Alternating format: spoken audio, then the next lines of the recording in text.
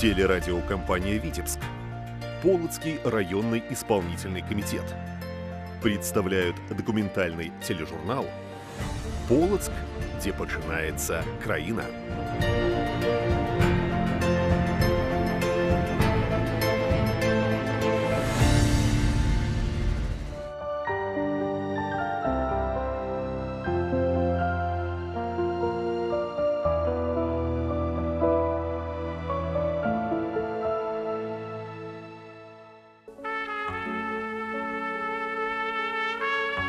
В Полоцке почтили память воинов-интернационалистов. 30 лет назад последнее подразделение советской армии покинуло территорию Афганистана. Эта война унесла жизни 770 белорусов. В ней участвовали более 500 жителей Полоцкого района. 29 полочан погибли. В память о них в сквере на проспекте Франциска Скорины рядом с храмом Покрова Пресвятой Богородицы установили часовню. Над входом надпись «Ценою жизни исполнили присягу». На стене таблички с именами павших солдат. Каждый год в феврале сотни горожан собираются здесь, чтобы вспомнить героев. Митинг-реквием, минута молчания, цветы к мемориалу от представителей районной власти, горожан, школьников и членов районной организации Белорусского союза ветеранов войны в Афганистане. Главная задача этих людей – поддержать воинов-интернационалистов и семьи погибших. Во-первых, лечение. Во-вторых, ухаживаем за памятниками, ухаживаем за могилами. Сейчас уже некоторых родственников нет, которые ухаживали за захоронением. Есть такая материальная помощь, перечисляем на день вывода войск. Ну, сумма, конечно, небольшая, но она существенно оказывает помощь. Всем воинам, матерям, вдовам, детям, которые погибли отцы, сыновья, оказываем помощь. Дальше ветераны войны, которые имеют боевые ранения, инвалиды, тоже оказываем помощь. Сейчас на Полочине проживают более 350 ветеранов боевых действий в Афганистане. 183 получили ордена и медали за мужество, самоотверженность и верность долгу. На торжественном приеме в честь 30-летия вывода войск из Афганистана воинам-интернационалистам вручили юбилейные награды от Полоцкого райисполкома. Но самое важное для них в этот день – встреча с боевыми братьями. Офицеры приветствовали друг друга крепкими рукопожатиями, теплыми объятиями и вспоминали нелегкую службу. Я каждый год прихожу на это мероприятие, на митинг. Иногда бывает, что некоторых людей не видишь. Иногда закрадывается мне, неужели помер? А тут, жив-здоров. И такое впечатление, такое радостное. Жив, пока еще курилка, еще пока порох есть в пороховницах. И это наполняет душу, как вам передать? Кто там не был, тут не передаст, а тут вот здесь сразу тепло становится. Награда – это тоже одна из вех, это память. Это важно для того, чтобы, например, дети, потом внуки знали о том, что мы не зря там были, и Родина все-таки помнит о том, что мы в свое время, мы долг свой выполнили. Начинается Родина. Проникновенные песни и слова о мужестве советских солдат тронули и старшее поколение, и молодежь.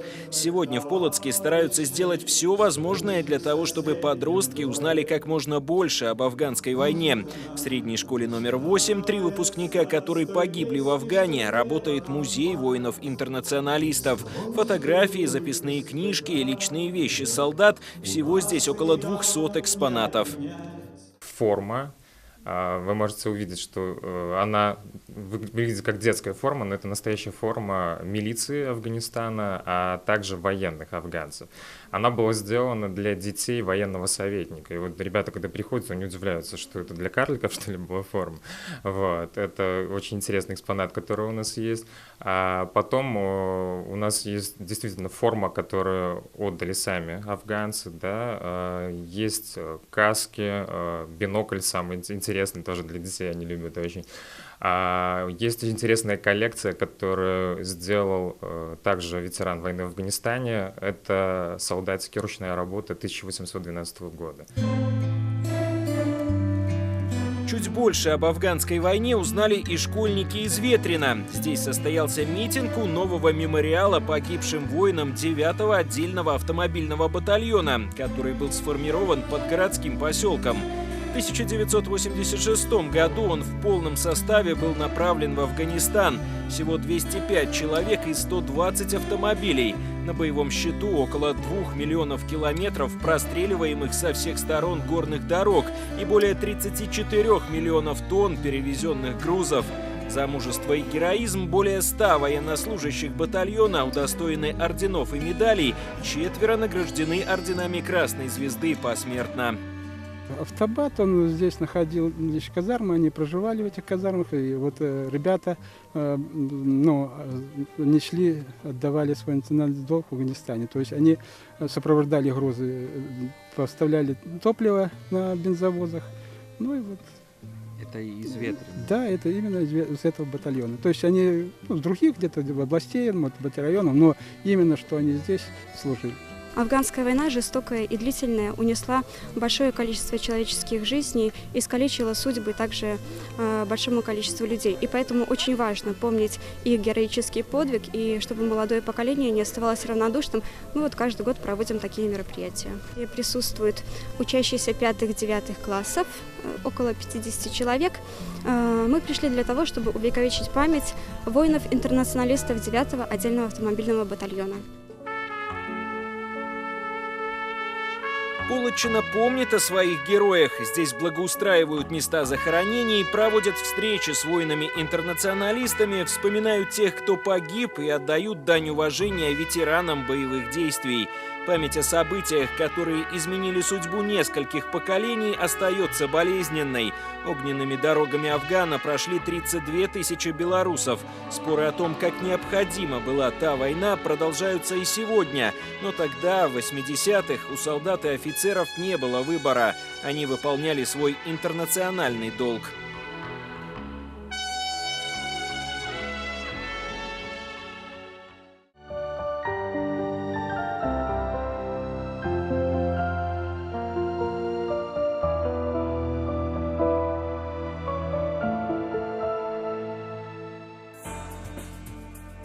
Становление настоящего кадета в стенах Полоцкого училища можно сравнить с приготовлением изысканного блюда для гурмана. Процесс долгий и сложный, требующий досконального подхода.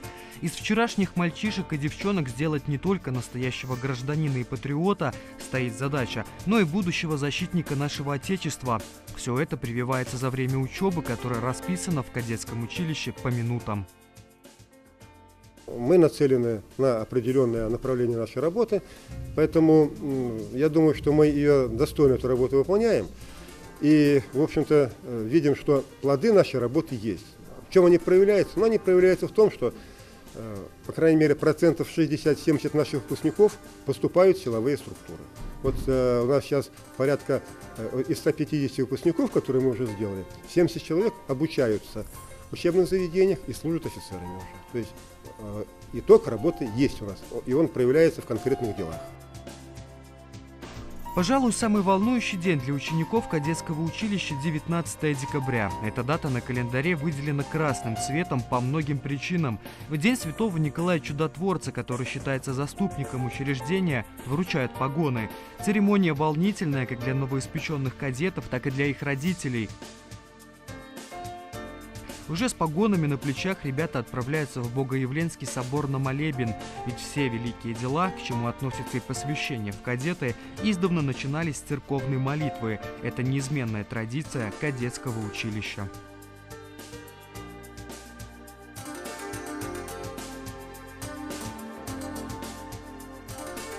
Точку в этом ответственном дне для каждого кадета и отсчета новой жизни ставит принятие клятвы и вручение кадетских билетов. Момент не менее волнителен и для молодых людей, ведь теперь они имеют полное право гордо носить звание кадета. Это в первую очередь честь и ответственность. Мы очень долго хотели этого. Перед нами открылся путь военного. Я лично сам очень долго добивался этого и очень сильно хотел.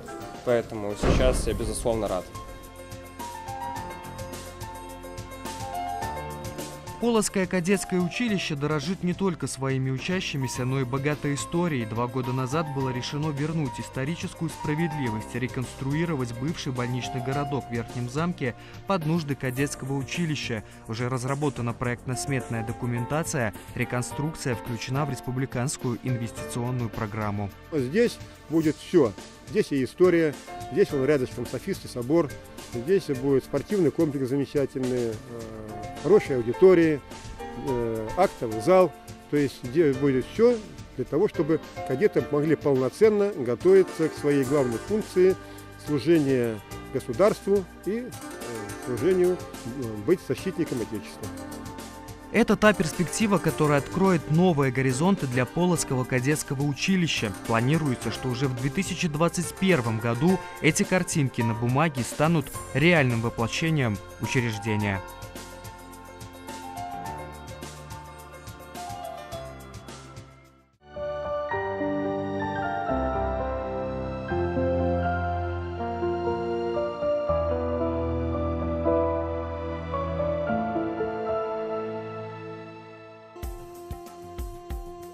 У нас сильная команда, дружная, веселая, позитивная, целеустремленная. У них глаза горят. Полоцк для нас это не пустой звук. Я родился в Полоцке, вырос в этом городе. Город славный, в котором родились и выросли люди великие. Это были великие воины, великие полководцы. И на примере их жизни и деятельности стараемся воспитывать подрастающее поколение будущих защитников Отечества, которые должны Полоцк свой именно с этими личностями позиционировать и продолжать их славные традиции, многовековые.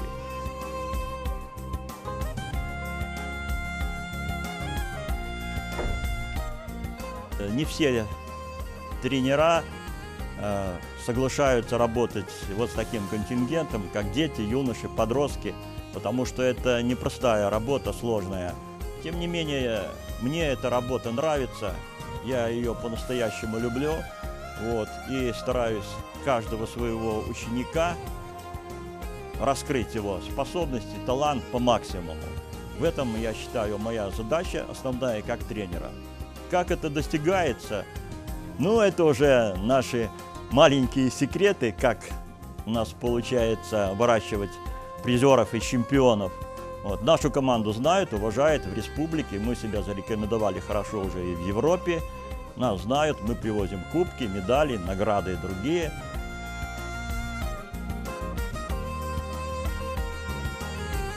И тело, и душа должны быть в едином целом. Но физические качества не отменяются, они должны быть развиты очень сильно. Пластика должна быть, скорость оперативного мышления. Он до сих пор и сохранил гибкость, и пластику, которая тоже нужна в нашем виде единоборств. Танцевальным спортом я занимался, а точнее спортивные бальные танцы.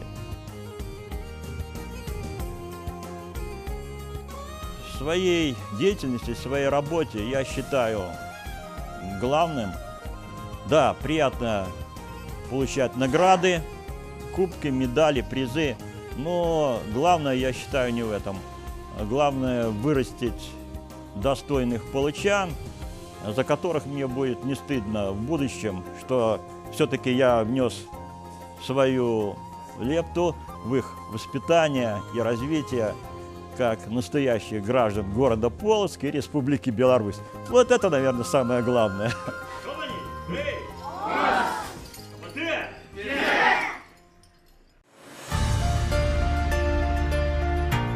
Полоцк, где починається країна.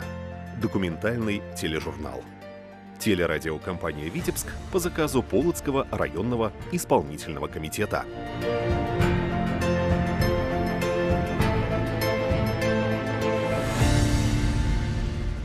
Этот город называется Полоцк. Он войною на две части расколот.